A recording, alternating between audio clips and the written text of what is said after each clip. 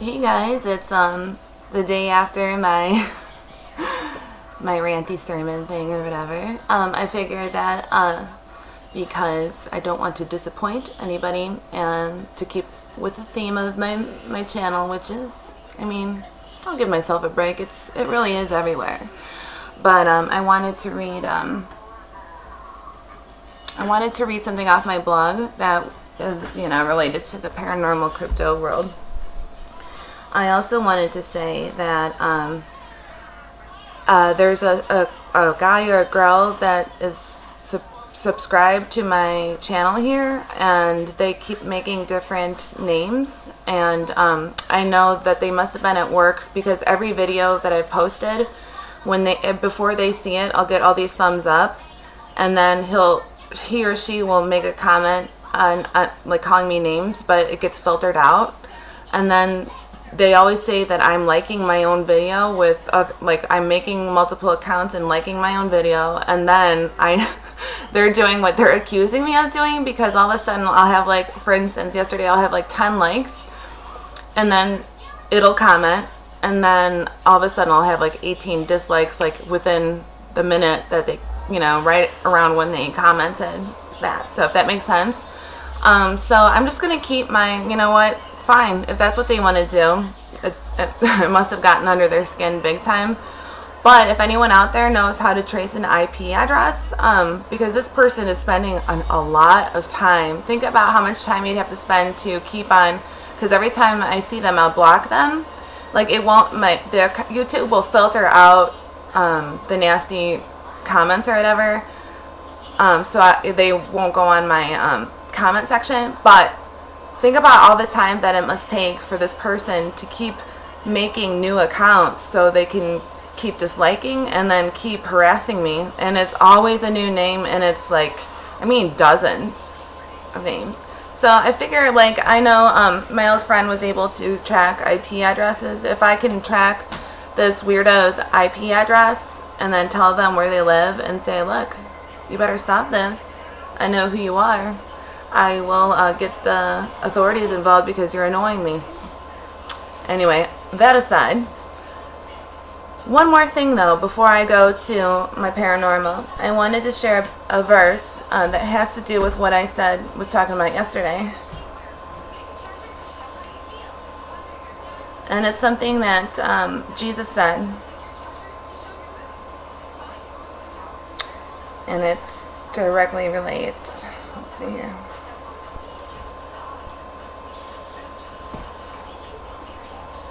Alright, it says, John 15:5. It says, remain in me, and I will remain in you, just as no branch can bear fruit by itself unless it remains in the vine. Neither can you bear fruit unless you remain in me. I am the vine, and you are the branches. The one who remains in me, and I in him, will bear much fruit. For apart from me, you can do nothing. I don't like that version as much as I do the regular King James. Let me find it. I am the true vine, and my Father is a husbandman. Every branch in me that beareth not fruit, he taketh away. And every branch that beareth fruit, he purgeth it, that it may bring forth more fruit. Now ye are clean through the word which I have spoken unto you. Abide in me, and I in you, as the branch cannot bear fruit of itself, except it abide in the vine. No more can ye, except ye abide in me. I am the vine, and ye are the branches. He that abideth in me, and I in him, the same bringeth forth much fruit. For without me ye can do nothing. So remember that. In the light of what I was talking about yesterday about pride. Nothing. You cannot do anything apart from God. People who say, if God existed, then why does a child get thrown away in a dumpster? And trust me, I get that. And I ask myself, God, why is there all this suffering on these innocent ones? How can you let this happen? But the answer is, we really, that baby doesn't have to live a shitty, horrible life and go through the suffering that, not that I'm saying abortion is right or anything like that. What I'm saying is that baby goes directly to heaven and goes to be with God forever and ever in heaven, and we have to go through this life, which is more suffering. And I'm not excusing it, and I'm not saying abortion's okay either. I'm just saying that, you know what I mean? When we, in fact, as a human race, look at what we do to the planet and each other, do we really deserve any, like, grace at all? Like, I mean, think about, you know, just look around you and the devastation that we cannot help ourselves do. Then ask yourself, do we deserve a holy God? No, we don't. We don't deserve that at all. Anyway, okay, so I'm going to read to you an article I wrote called In League with Devils, Antarctica's Strategic Use by World Leaders as a Nexus to Occult Power and Technology. I wrote this in March of this year. Quite possibly where even the night sky devoid of sun goes to become something darker, Antarctica. But unknown to many people, it has been the unlikely hotbed of occult and cutting-edge technology for years and perhaps even centuries. Still, many people dismiss it as a barren wasteland. But right now, as I write this, the world's largest telescope is nestled amongst the frozen glaciers, gazing deep into the vast expanses. It's scanning the sky, searching for answers as to what most of the universe is comprised of, dark matter and dark energy. But perhaps the strangest curiosity is why so many world leaders over the years have been visiting the seeming island of desolation. What possibly could be drawing the political leaders of today to this frozen tundra of nothing? A brief dossier of facts will illuminate the motivation of one leader in particular who was very interested in Antarctica, one Adolf Hitler. Antarctica has been officially regarded as being discovered in 1820 by the Russians. I say officially because there are bald-faced facts that point to the discovery actually being made centuries prior. Hold on a second. This chair sucks. It's like makes me way low. Hey Shirley, I'm almost done. Shirley's being really patient. Alright, is this better? There you go. Yes, it is.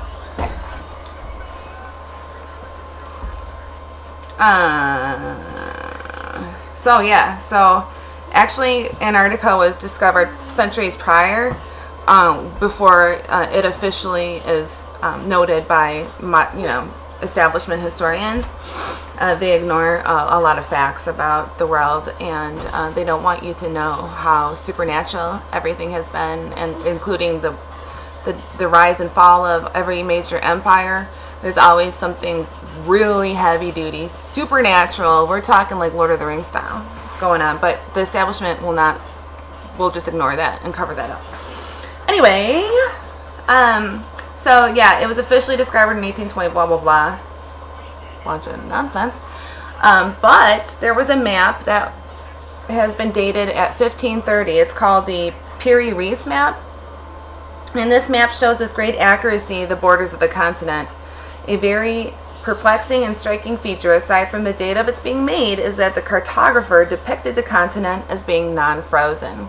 So this is a time before, obviously, before it should have been drawn. And it's being depicted as non-frozen. The map itself was drawn on gazelle skin. Piri Reis was a famous admiral of the Turkish fleet in the 16th century. Not only being an admiral, his passions extended further than that of official naval admiral business would normally confine a man, and included the science and art of cartography. So his high-ranking military status and station afforded him the luxury of having access to the Imperial Library of Constantinople. So, damn, you can just imagine. Now, it's my understanding that a popular YouTube video has been making the rounds in cyberspace by one David Wilcock. Everybody knows David Wilcock because he's on Ancient Aliens, and he's always the one spouting out that BS about how aliens are the master race and blah, blah, blah, blah, blah, blah, blah. Bunch of bullshit. I mean, he's smart, but he stops. He stops. He doesn't keep on, fuck. The premise, he's real smart too. It's a shame because these guys just, I don't know what the freaking they're, no, it's all comes down to denial. The whole thing, my whole rant yesterday, it all comes down to submission of your ego. Why wouldn't you want God Almighty, the one who created the universe, to fill you and use you and be successful? Nope, you can't, because your pride gets in the way. You won't even admit that you need God and that you're imperfect. Nope, can't do it. Anyway, the premise, I'm assuming, doesn't deviate far from the title of the presentation, that being that Antarctica was once Atlantis. I have yet to see this presentation, but I can just see from the official letter addressed to Professor Charles Hapgood of Keene College in the U.S. Air Force that I just read, that I'll include here on my paper, that the land's topographical geography has been a point of mystery and contention for some time. That areas, if not large portion of Antarctica, was indeed ice-free for thousands of years. So, to Professor Charles H. Hapgood, Keene College. Dear Professor Hapgood, your request of evaluation of certain unusual features in the Piri Reis Antarctica map of 1513 by this organization has been reviewed. The claim that the lower part of the map portrays the Princess Martha coast of Queen Maud Land, Antarctica, and the Palmer Peninsula is reasonable. We find that this is the most logical and in all probability the correct interpretation of the map. The geographical details shown in the lower part of the map agrees very remarkably with the results of the seismic profile made across the top of the ice cap by the Swedish-British Antarctica expedition of 1949. This indicates the coastline had been mapped before it was covered by the ice cap. This part of Antarctica is ice-free. The ice cap in this region is now about a mile thick. We have no idea how the data on this map can be reconciled with the supposed state of the geographical knowledge of 1513, courtesy of, and then I put the link on there where I found it.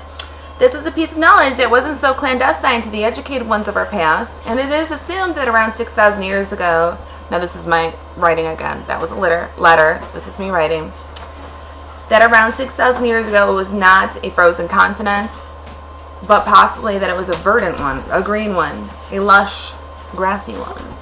This, of course, goes against mainstream science and history. In my years of reading for pleasure and hard research, I've found that there is much hard evidence and logic that doesn't fit the paradigm that the establishment would like to enforce upon humanity.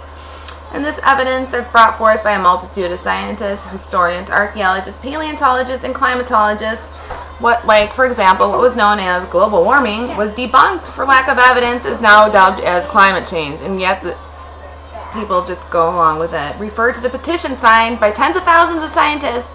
You can look up right now. They have called the thing a farce, a lie, and it has been inflicted on humanity as a greater means of control to levy taxes, impose restrictions on commerce, and even infrastructure.